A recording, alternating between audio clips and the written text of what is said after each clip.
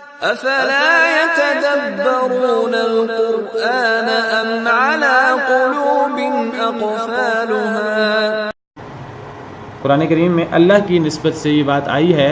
اللہ فرماتے ہیں ہم قرآن کریم کو ترتیل سے پڑھتے ہیں. ہم نے قرآن کو ترتیل سے پڑھا ہے. جس قرآن کو اللہ رب العالمین ترتیل سے پڑھے ہیں ہم اس کو تیز تیز پڑھیں. سمجھ نہ آئے ہم کیا پڑھ رہے ہیں. یا لمون تعلمون ہمارے ہاں مثال بنی ہوئی ہے.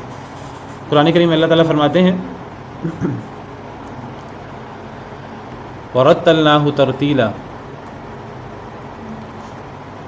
سورہ فرقان آیت نمبر 32. وقال الذين كفروا لولا نزل عليه القرآن جملة واحدة. کافروں نے کہا کہ ان پر قرآن کریم اکٹھا کیوں نہیں نازل ہوا. پچھلی ساری کتابیں اکٹھی اتری تھی, قرآن کریم اکٹھا نہیں اترا. آہستہ آہستہ 23 سال کے عرصے میں تقریباً اترا ہے.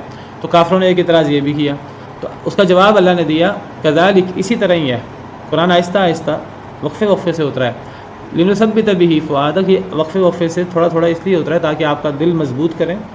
قرآن کریم سے جب کوئی مشکل موقع ہو اس وقت قرآن کی آیت اترے, اس وقت کوئی قصہ بیان ہو نبی کا کہ اللہ نے کیسے نبیوں کی مدد کی. وہ بے یار و مددگار تھے, اکیلے تھے, ان کے ساتھ تھوڑے لوگ تھے, کس طرح اللہ نے مدد کی, کس طرح غلبہ نبیوں کو ہوا. تو یہ قرآن کریم وقفے وقفے سے اترتا ہے. اس سے نبی صلی اللہ علیہ وسلم کا دل مضبوط ہوتا ہے. اور اللہ ساتھ ہی فرماتے ہیں وَرَتَّلْنَاهُ تَرْتِيلًا.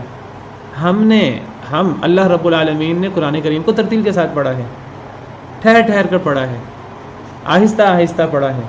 تو اللہ رب العالمین نے بھی قرآن کو ترتیل سے پڑھا, اور جبریل امین علیہ السلام نے بھی نبی صلی اللہ علیہ وسلم پر قرآن ترتیل سے پڑھا, اور نبی کریم صلی اللہ علیہ وسلم کو بھی قرآن کو ترتیل سے پڑھنے کا حکم ہے. تو ہم کیا کریں؟